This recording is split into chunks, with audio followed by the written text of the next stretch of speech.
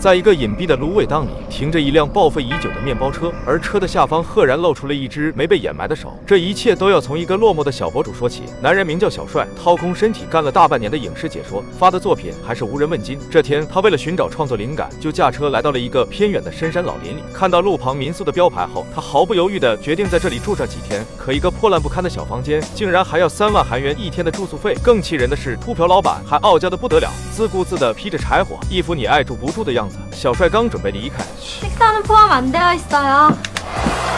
看着眼前这个穿着短裙的女孩，小帅心里不禁感叹，她是真扛冻。不过他也被这5000年难得一遇的容颜所吸引，于是果断就住了下来。很快，那个女孩就给他送来了饭菜，小帅更是不经意间瞥到了一抹美景，加上女孩那修长的美腿，小帅心里是乐开了花。饭菜也是倍香，创作灵感更是喷涌而出。可殊不知自己正一步步的踏入一个充满诱惑的陷阱。晚上，小帅出来透气，忽然看到女孩活蹦乱跳的跑到卫生间，回想着刚才自己洗澡时发现的屋顶缝隙，他果断爬上房顶偷窥了起来。第二天，小帅驾车前往镇上购买物资，半路上又碰见了那个女孩，他热情的询问需不需要载他一程，女孩犹豫了一下，答应了。到了地方后，小帅又贴心的问女孩什么时候回去，最终2人约定1个小时后在原地集合。可当他忙完回来，等了2个多小时，女孩也没有出现。等他再次回到民宿时，才发现女孩已经回来了，而且看见他连个招呼也不打。小帅非常的郁闷，独自跑到厨房泡了一碗泡面吃。可这时女孩又跑过来问他车上有没有好听的音乐，于是2人就来到车上听起了音乐。女孩更是旁若无人的哼唱了起来，反而是小帅显得非常的不自在，一曲作罢。小帅对女孩说自己明天就要走了，女孩表示那还真是可惜。小帅问女孩冷不冷，要不要打开暖风，可女孩却说自己不冷，还说小帅如果感觉冷的话，他有办法。接着就露出了自己那1.8米的鸡皮大长腿，小帅当时就不冷了，直勾勾的盯着女孩看。可没想到女孩竟又大胆的拉开了羽绒服拉链，接着问他要不要暖暖手。大帅一脸的不敢相信，可就在他举起颤抖的小手时，女孩忽然又拉上了拉链，然后就下了车。临走时还留下一句话： 내일 간다고요? 잘 가요。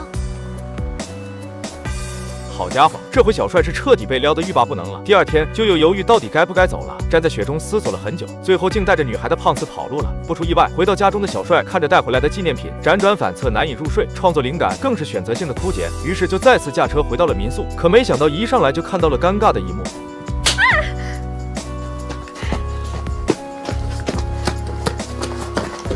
这次小帅一次性订了15天的房，看来是准备来个持久战，而那个女孩也果然没有让他失望。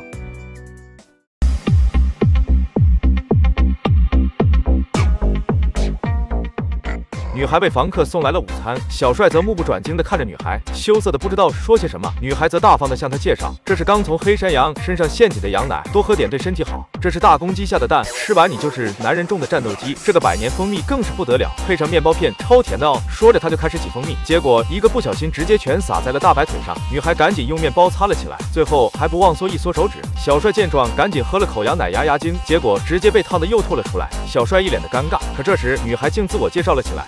이음이에요。 然后又贴到他的耳根说 궁금해할까봐。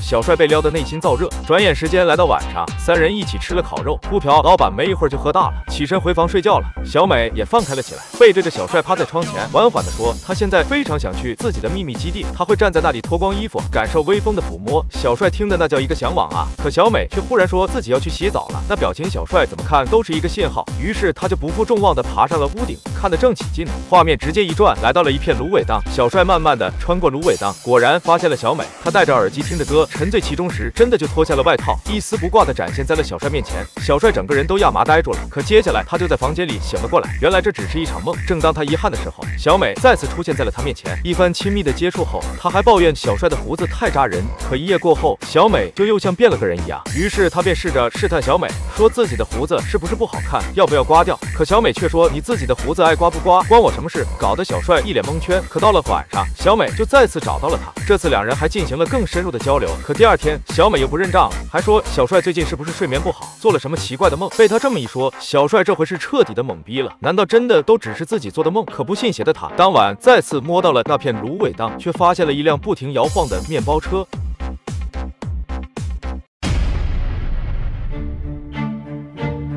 小帅看着眼前不停摇晃的面包车，他不敢想象里面正在发生什么。他鼓足勇气看向车内，果然自己日思夜想的小美就在里面。再次醒来的他已经不确定刚才看到的是不是梦了。他觉得这里非常奇怪，于是便打算离开这里，可却发现自己的手机不见了，就又借用座机给自己的手机打电话，可却打不通。期间，小帅又试着试探小美，可小美的回应明显是不记得两人之间发生过的事了。更奇怪的是，这几天写的文案也都莫名其妙的从电脑里消失了。就在他再次试着打电话找手机的时候，秃瓢大叔骑着摩托离开了。下一秒，小美就跑过来质问他：“나랑약속한건어쩌고？” 小帅当场蒙圈，你之前不是不承认的吗？他立马跟着来到房内，问小美到底咋回事。谁知小美却拿出了他的手机，让他赶紧滚。这下小帅又不干了，非要确认两人之前是不是真的发生了什么。说着便要强行和小美再来次真的。可就在这时，秃瓢大叔又回来了。小帅立马躲到了衣柜里，却看到大叔竟开始检查小美的身体。看来这个大叔的占有欲很强啊。而此时衣柜里的小帅早已吓得香汗淋漓。好在大叔并没有发现什么异常，最终转身离开了。经过了这次事情后，小帅是真的怂了。收拾好行李就离开了。나 좋아한다면서!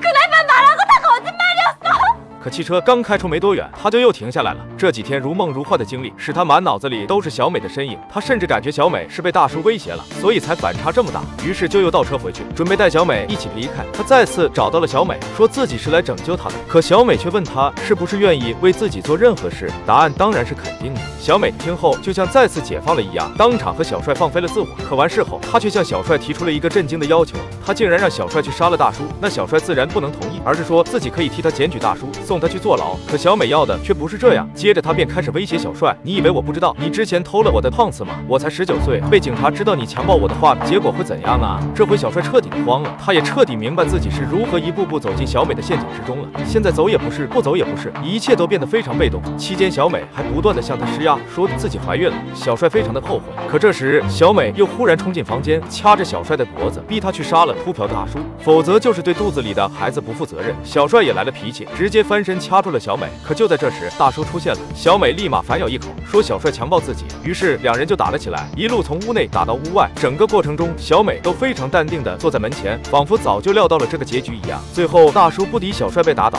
小帅也不再理会小美，直接腿着就离开了。可刚走到一个湖边，就被一辆摩托给撞飞了。画面一转，一个猎人再次出现在了民宿，而小美依旧像往常一样接待着客人。 식사 포함해서 4만 원인 거 아시죠? 手段也和当初接待小帅的时候一样，而房顶上的猎人还不知道，远处的芦苇荡报废的面包车下，正是小帅那没被完全掩埋的一只手。总结：色字头上一把刀，兄弟们，没事的时候就多想想张无忌他妈说的话吧。